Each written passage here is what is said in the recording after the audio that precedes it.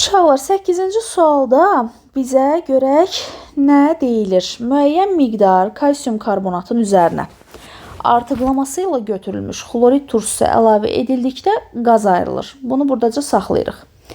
Yazırıq ki, kalsium karbonat üzərinə gəlinsin H-xlor maddəsi yekun nəticədə alınır kalsium xlor 2 plus H müsbət ionda karbonat ionunu götürəndə karbonat turşusunu yaradır. O da davamsız turşu olduğuna görə onu su plus karbon qazı formasında qeyd edirik. Burada bir dənə 2 yazsaq, əmsallarımız düşür qaydasına. Yəni deyirik, kalsium karbonatın üzərinə H-xlor gəldiyimiz zaman qaz ayrılır. Ayrılan qaz bax budur.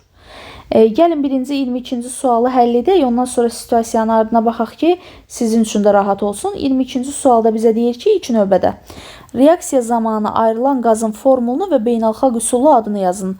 Ayrılan qaz karbon qazıdır, yəni CO2 maddəsidir.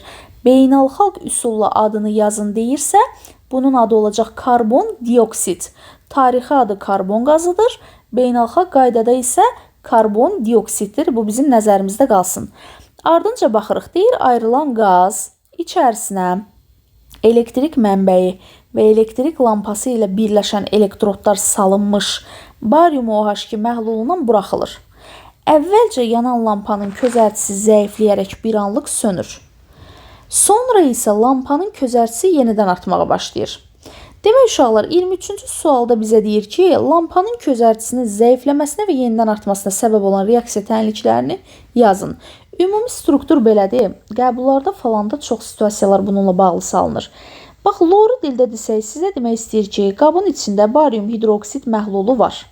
Və bu elektrik cərəyanı mənbəyinə qoşulubdur. Belə deyək də, diqqətlə oxuyuram sizin üçün. Deyir ki, içərisində elektrik mənbəyi və elektrik lampası ilə birləşən elektrodlar salınmış barium OH2 məhlulundan həmin bu karbon qazı buraxılır. Bu maddə ümumiyyətlə suda həll olunan əsas və yaxud da qələvidir digər adı ilə, düzdürmü? Bu suda həll olunur və təbii ki, elektrik cərəyanını keçirdir. Bunun üzərinə karbon qazı əlavə elədiyimiz zaman elektrik cərəyanı keçdiyinə görə bu dəqiqə belə deyək də bu sistemə qoşulmuş lampalar yanır. Bunun üzərinə karbon qazı tökdüyümüz zaman nəticədə alınır barium karbonat, nəticədə alınır su maddəsi. Biz də demişik axı qaz, su, çöküntü elektrik cərəyanını keçirtmir. Bu qabın bu dəqiqə lampalarda yandıra bilir. Çünki elektrik cərəyanını keçirdə bilir.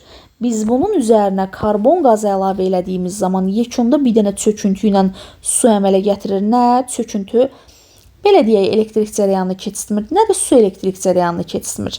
Yəni, belə deyək də, suda həll olunan maddəmiz artıq suda həll olunmayan duza və suya çevrilir. Yekunda lampanın közərtisi zəifləyir. Yenidən lampanın közərtisi niyə görə artır? Çünki bunun üzərinə, bu məhlulda qalan bu iki cütün üzərinə ekstra karbon qazı əlavə edirik. Ona görə yenidən közərti artmağa başlayır. Səbəbini də deyim sizə. Bu dəqiqə bizim qabımızda barium karbonat duzu ilə su maddəsi var.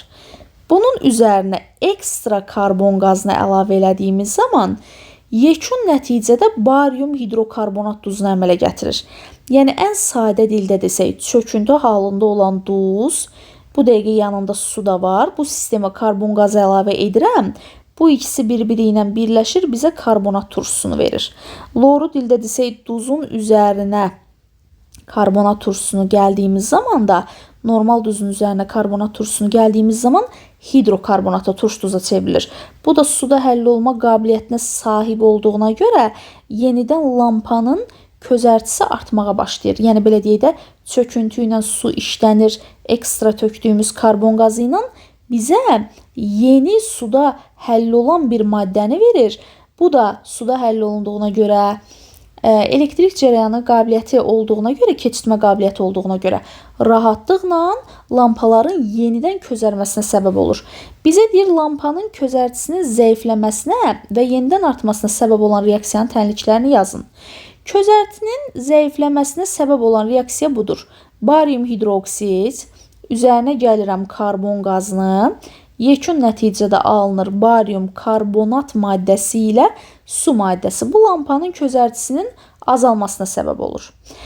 Çünki çöküntü ilə su əmələ gəlir. Yenidən artmasına səbəb nədir? Bu dəqiqə qabımda olan barium karbonatla su var idi. Bunun üzərinə biraz da karbon qazı axın eləyir.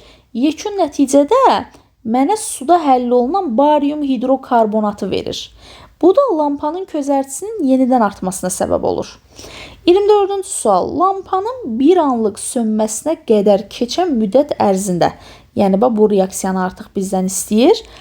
Bizə deyir ki, 500 milli 0,4 mol bölünsün litr qatılıqlı məhluldakı barium OH2 ilə neçə litr qaz reaksiyaya daxil olar?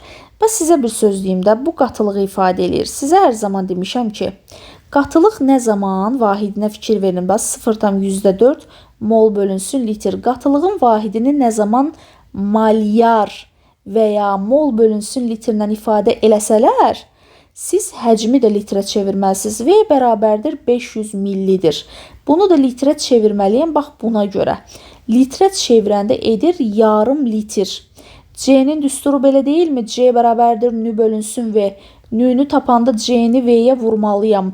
Yəni %4'ü 0,5'e vuranda mənim bu dəqiqə qabımda 0,2 mol barium OH2 maddəm var.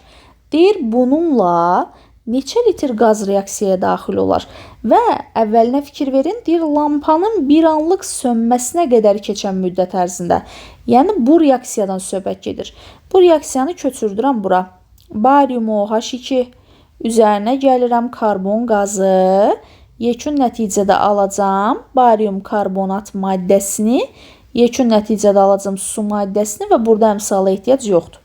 1 mol barium hidroksid ilə 22,4 litr, yəni 1 mol qaz reaksiyaya daxil olursa, 0,2 mol ilə neçə litr qaz reaksiyaya daxil olar? X də bərabərdir 0,1448 litrə bərabər.